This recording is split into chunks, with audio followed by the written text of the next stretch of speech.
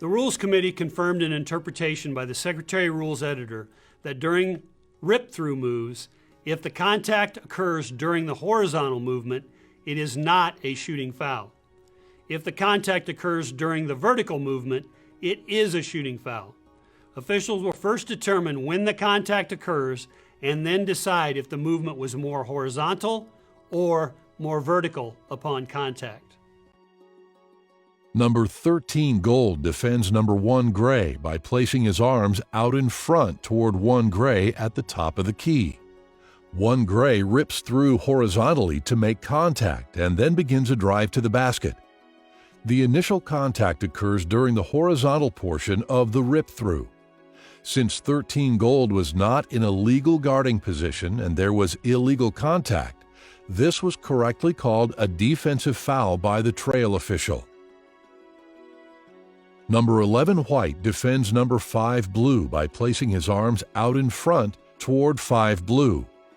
5 Blue rips the ball through horizontally to make contact and then moves vertically into a shot attempt. The initial contact occurs during the horizontal portion of the rip-through and not in the act of shooting. This non-shooting foul was correctly called by the trail official. Number 11 Red defends number 1 White by placing his left arm out in front toward 1 White. 1 White rips the ball through low and horizontally, then moves vertically into a shot attempt when contact occurs. The initial contact occurs during the vertical portion after the rip-through. This is a shooting foul, but was incorrectly called a non-shooting foul. Number 14 Blue defends number 11 White by placing his left arm out in front toward 11 White. 11 White rips the ball through low and horizontally, then moves vertically into a shot attempt when contact occurs. The initial contact occurs during the vertical portion after the rip-through. This shooting foul was correctly called by the trail official. Number 4 White defends number 1 Black by placing his right arm out in front toward 1 Black. 1 Black moves the ball vertically into a shot attempt when contact occurs. The initial contact occurs during the vertical movement of the ball. This shooting foul was correctly called by the trail official. Segment 2. Directive to reduce physicality to create freedom of movement. While progress has been made, it is imperative that officials continue to address illegal acts. We must stay diligent throughout the season. Our call accuracy is outstanding when we blow our whistle. Our biggest area of improvement is no call incorrects, plays where we should have blown the whistle. Commit to engaging each of the directives to reduce physicality and don't back down during the 2020-21 season. The Rules Committee has directed the National Coordinator to continue the enforcement of the directive to reduce physicality to create freedom of movement. Officials are instructed to continue your efforts to reduce physicality by calling fouls on illegal actions.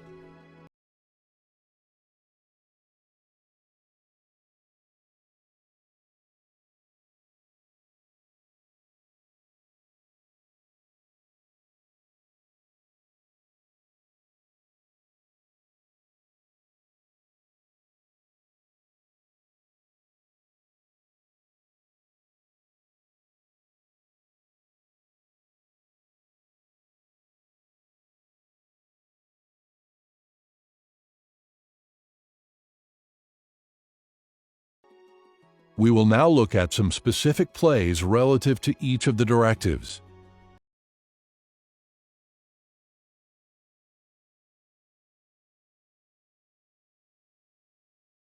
We have made significant progress in the past several years giving the ball handler freedom of movement. Games that end up being too physical usually start when officials allow too much contact on ball handlers. The following acts constitute a foul when committed against a player with the ball. A. Keeping a hand or forearm on an opponent. B. Putting 2 hands on an opponent. C. Continually jabbing an opponent by extending an arm or arms and placing a hand or forearm on the opponent. And D. Using an arm bar to impede the progress of the dribbler. Number 3 white catches a pass at the top of the key. Number 13 black uses both hands to chuck his opponent and slow him down. 13 black gains a significant advantage by being allowed to chuck his opponent illegally. This is a 10-1-4 foul and needed to be called. Number 25 red dribbles the ball near the top of the key. Number 11 white uses both hands to check his opponent and slow him down. 11 white gains a significant advantage by being allowed to check his opponent illegally. This is a 10-1-4 foul and needed to be called. Number 4 red attempts to dribble the ball to his right near half court. Number 21 white switches defenders and attempts to hedge for red. 21 white is moving forward, doesn't get to the position first, and trips for red. This is an obvious 10-1-4 foul and needed to be called. During this throw-in, number 2 white attempts to get the ball. Number 24 red body chucks 2 white and causes the ball to go out of bounds. Officials at times take the path of least resistance. Officials are instructed to call the rules as written. This is a 10-1-4 foul and needed to be called. Number 3 white dribbles the ball near the top of the key. Number 23 black uses both hands and his body to check his opponent and slow him down. 23 black gains a significant advantage by being allowed to check his opponent illegally. Both the center and trail officials correctly call this 10-1-4 foul. We have made progress in reducing physicality in the post area. However, post-play physicality remains as one of the directives that must be improved. Officials are instructed to focus on this area during the 2020-21 season. Offensive players cannot use a straight arm to ward off their opponent. Offensive players are allowed to post up with elbows bent. Defensive players cannot lay on an offensive player or swim stroke their arms. Officials should look for the first displacement in the post and penalize accordingly.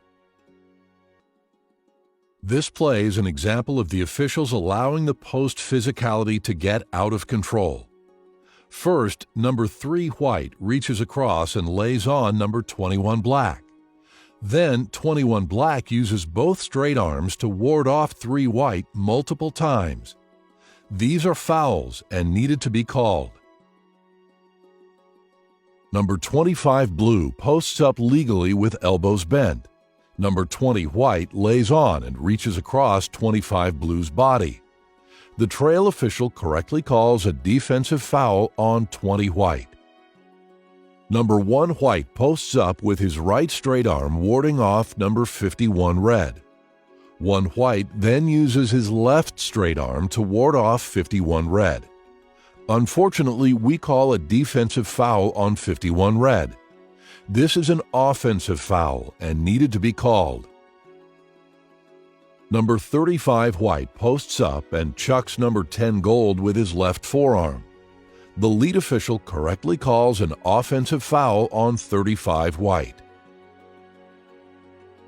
Number 14 black posts up and wards off number 32 white with his right straight arm.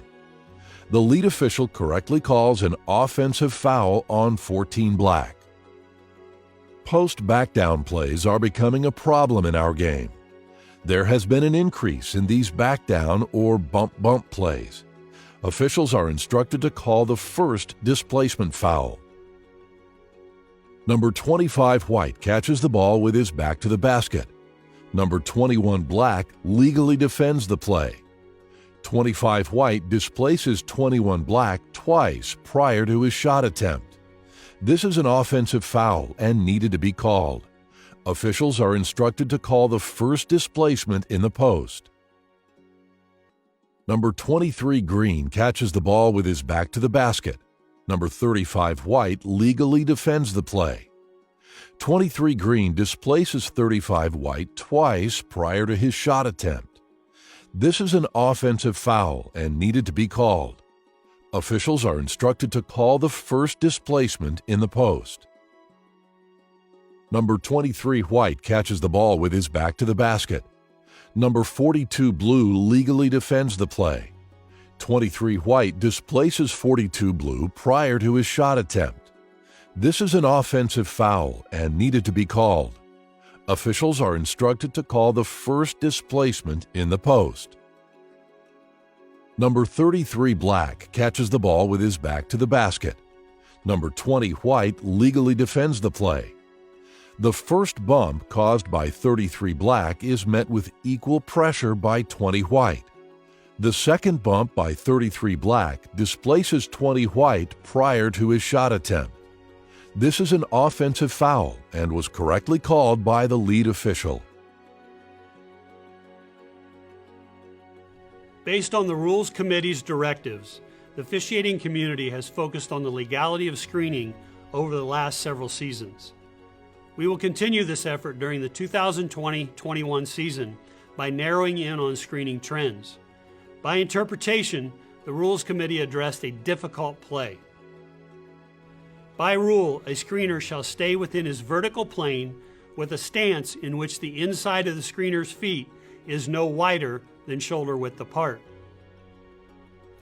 When a screener's feet are excessively wide and the defense runs into the screener's torso, the foul will be called against the defense. When the screener's feet are excessively wide and the defense runs into the leg of the screener, the foul will be called against the offense. Note: anytime a defender runs through a screener's torso when the screener has given the defender time and distance to avoid contact, the foul will be called on the defender. Number 5 Blue dribbles the ball to his right near the top of the key. Number 22 Blue sets an excessively wide screen on number 21 White. 21 White blows up the screen and makes primary contact with the torso of 22 Blue. The center and trail officials both correctly call a defensive foul on 21 White for running through the torso of 22 Blue. Number 32 Blue catches a pass on the wing and dribbles to his left. Number 11 Blue sets a moderately wide screen on number 23 White. 23 White blows up the screen and makes primary contact with the torso of 11 Blue. Defensive players must make a legitimate attempt to go over or under the screen when they have time and distance to avoid the screen. The trail official correctly calls a defensive foul on 23 White for running through the torso of 11 Blue. Not only is the screen set by number 5 Blue an excessively wide screen, but he also chicken wings number 3 White. 3 White runs into the leg of 5 Blue. This illegal screen was correctly called by the trail official. Not only is the screen set by number 0 White an illegal blind back screen, but it's also an excessively wide screen. Number 12 Black runs into the leg of 0 White. This is an illegal screen by 0 White and should have been called. Number 4 Blue dribbles the ball to the wing and pitches the ball to his teammate prior to setting a moving screen on number 0 White. Screeners must be stationary and give a moving opponent a step to stop or change direction. The center official correctly calls an illegal screen on 4 Blue. Number 4 Red catches a pass at the elbow. He then pivots into a moving opponent. 4 Red must give number 0 White a step to stop or change direction.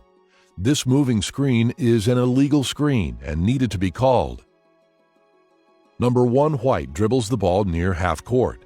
He then pivots into a moving opponent. 1 White must get stationary and allow number 23 Black a step to stop or change direction. The trail official correctly calls an illegal screen on 1 White. Number 3 Blue sets a screen on number 4 White. 4 White slips the screen. 3 Blue then re-screens 4 White. On the second screen, 4 White goes under the screen, gets to the position first, and then is wiped out by 3 Blue. both the trail and lead officials correctly call an illegal screen on 3 blue. Number 5 black defends number 10 white at the top of the key.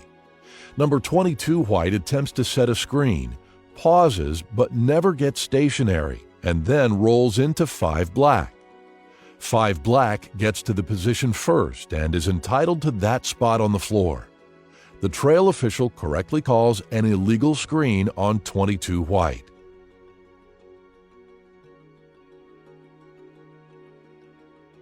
Cutters must be allowed freedom of movement. Officials have done a good job of allowing cutters to move freely. The rules book states in order to maintain legal guarding position on a player without the ball, the guard shall give the opponent enough time and distance to avoid contact. Let's look at some plays. Number 11 gold cuts to the basket from the wing. Number 15 red slides into his path and chucks 11 gold. Both the lead and center officials correctly call a defensive foul on 15 red. Cutters must be allowed to move freely. Number 10 gray moves around the top side of a legal screen and then cuts to the basket. Number 31 green uses both hands to chuck the cutter. Both the lead and center officials correctly call a defensive foul on 31 green. Cutters must be allowed to move freely. Number 10 white completes the throw-in and then attempts to make a cut for the ball.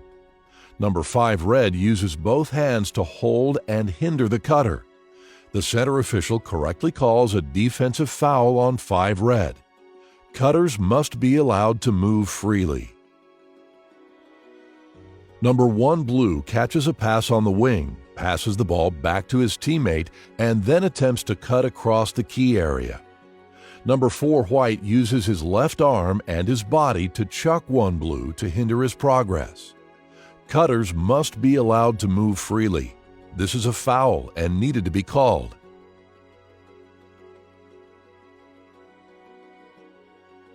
We continue to see an increase in offense-initiated contact in our game. It is imperative that officials understand the requirements to establishing and maintaining legal guarding position found in Rule 417. Officials are instructed that if a defender is legal, that is, he places both feet on the floor facing his opponent, maintains a legal position, and stays within his own vertical cylinder, do not reward offense-initiated contact on a legal defender. Ugly is not always a foul. Number 0 white drives to the basket and creates all of the contact. Number 24 blue, a secondary defender, legally walls up to defend the play. This play was legally defended by 24 blue and was correctly ruled a no call by the lead official. Number 2 black tries to back the ball down from the wing. Number 3 red legally defends the play. 2 black uses his left arm to ward off 3 red. The lead official correctly calls a player control foul on 2 black. This is an example of not rewarding the offense when the defense is legal. Number 0 white catches the ball on the wing and drives to the basket. Number 5 blue establishes legal guarding position and moves to his left, legally defending the play. 0 white initiates all of the contact on this play and is correctly called for a player control foul by both the trail and center officials. This is an example of not rewarding the offense when the defense is legal. This is a very hard play. Number 3 green drives to the basket and creates all of the contact. Number 5 black, a secondary defender, legally walls up to defend the play. The contact to the midsection of 5 black causes his arms to come down slightly from a vertical position. This play was legally defended by 5 black and should have been called a player control foul. We must stop rewarding offensive initiated contact on legal defenders. Number 4 green dribbles the ball across half court and to the wing. Number 22 white legally defends the play. 4 green shoves off with his right forearm 3 times before being called for an offensive foul. While we eventually get this play right, it took 3 ward-offs by the offense to do so. We must stop rewarding offense-initiated contact on legal defenders.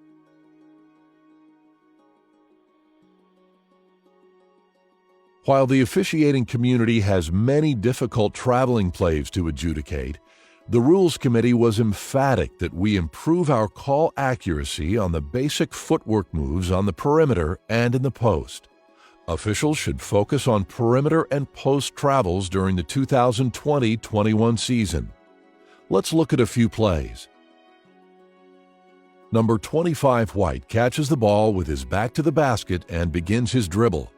He ends his dribble with his left foot as his pivot, steps with his right foot, and then again with his left foot. This is a travel and needed to be called. Subsequently, 25 White establishes his right foot as a pivot and then slides his right foot prior to the shot. This is a travel and needed to be called. 2 travels on one play is unacceptable and puts the defense at a significant disadvantage.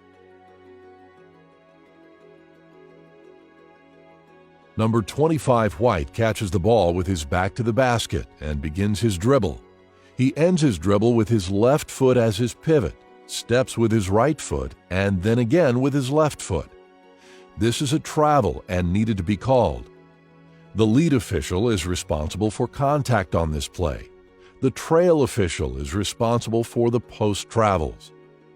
Allowing this type of move puts the defense at a significant disadvantage.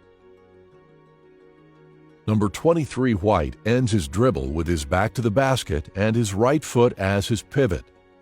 He then turns on his right foot, steps with his left, and then repositions his right pivot foot. This is a travel and needed to be called. Allowing this type of move puts the defense at a significant disadvantage. Allowing offensive players to reset their feet on the perimeter can create a significant advantage. Number 5 Blue catches the ball with his right foot as his pivot, steps with his left, and then again with his right foot. This is a travel and needed to be called. Number 3 White catches the ball on the wing and drives to the basket. He ends his dribble with his left foot as his pivot, steps with his right foot, and then again with his left foot. This play is different than a play when the offensive player ends his dribble and possesses the ball with both feet off the floor and then establishes a pivot foot. This is a travel and needed to be called. The center and trail are responsible for this uncalled travel. While we do have room for improvement, we don't miss them all. Number 5 Blue catches the ball at the top of the key and subsequently switches his pivot foot. The trail official correctly calls a traveling violation on this play.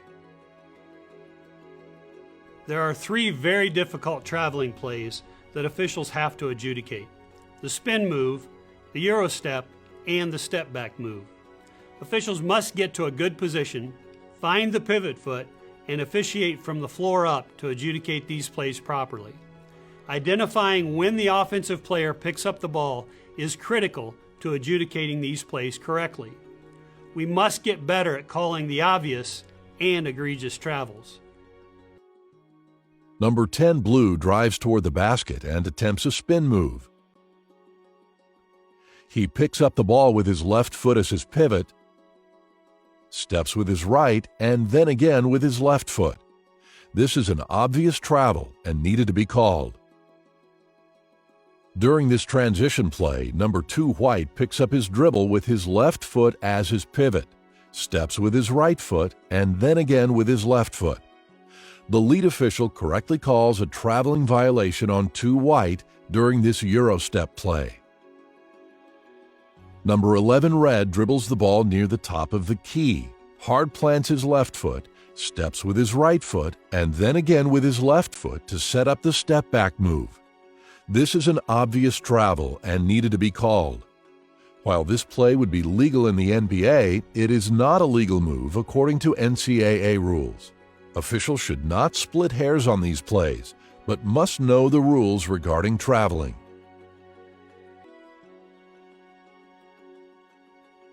Bench decorum and unsporting behavior continue to be a concern nationally. While we made progress last season, we must focus on this issue during the 2020-21 season. It is imperative that officials consistently apply bench decorum rules each and every night. We also have to remember that coaches are allowed to spontaneously react to plays. Officials are instructed to be approachable and communicate effectively. When coaches go too far, issue a technical foul. Officials should not make this personal. The net result of bad behavior by a coach is 2 shots for unsporting behavior. Let's all work to make the optics of bench decorum better in 2020-21. The Rules Committee was emphatic that officials call the rules as written. From a practical viewpoint, that means if you're an official that says, "I'm not calling that, I don't like that rule," you are hurting the game, you're hurting your partners, and you're hurting yourself. Remove the apathy from your approach, ride for the brand, and call the rules as written. We have a great game, and you need to do your part. Thank you for your attention. This concludes segment 2 of the instructional video.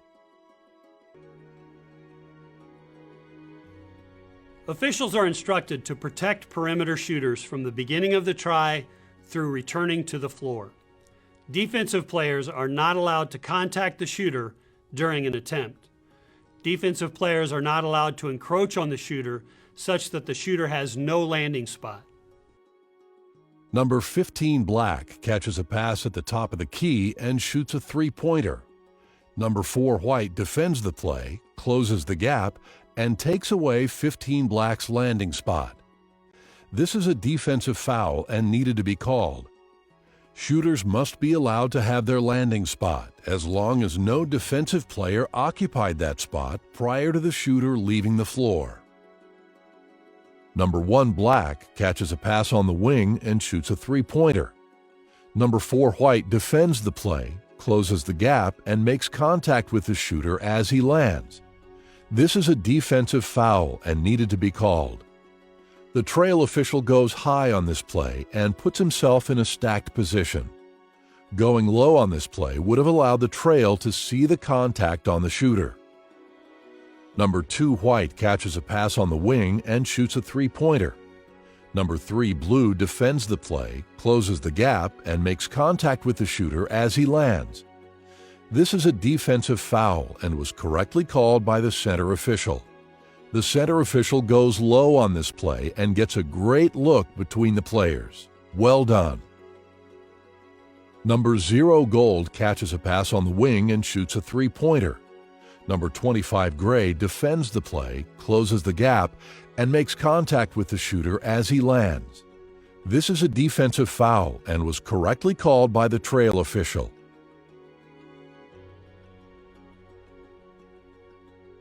While on the subject of protecting shooters, it is equally important that offensive players not be allowed to unnaturally kick out their legs in an attempt to draw a foul.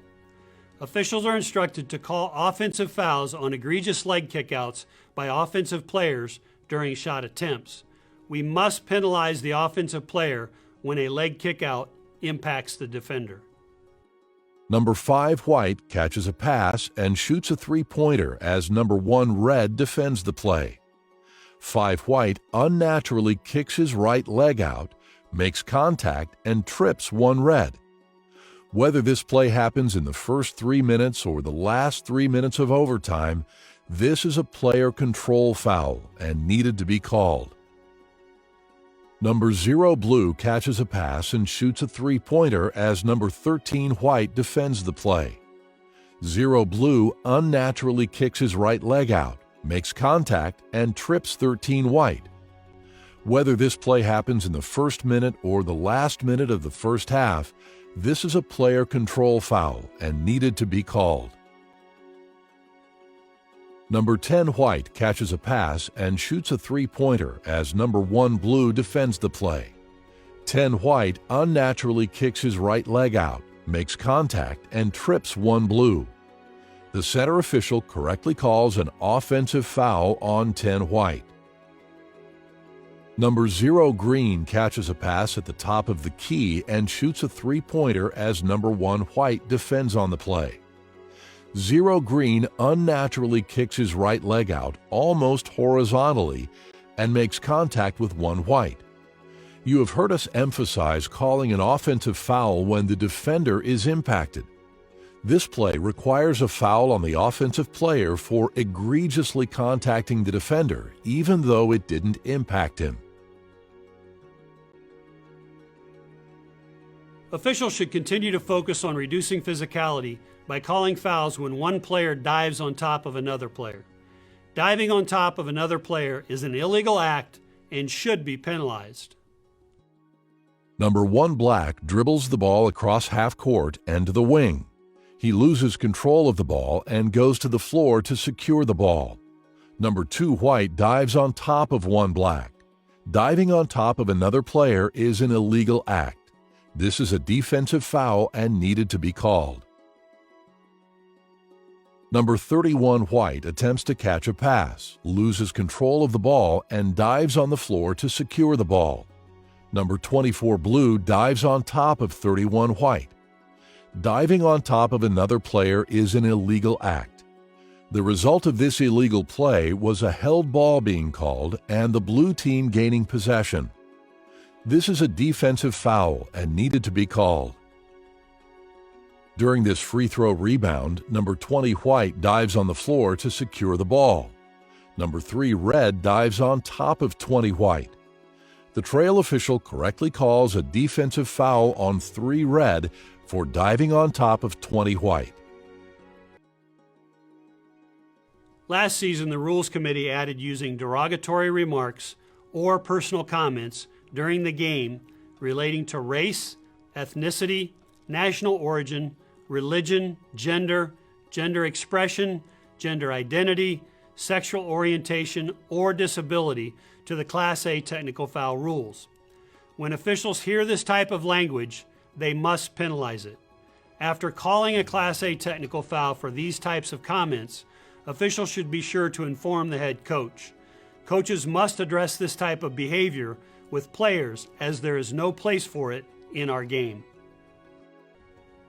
Have a great season. You are a very important part of the game. As stated earlier, remove the apathy from your approach, ride for the brand, and call the rules as written. Thank you for your attention. This concludes segment 3 of the instructional video.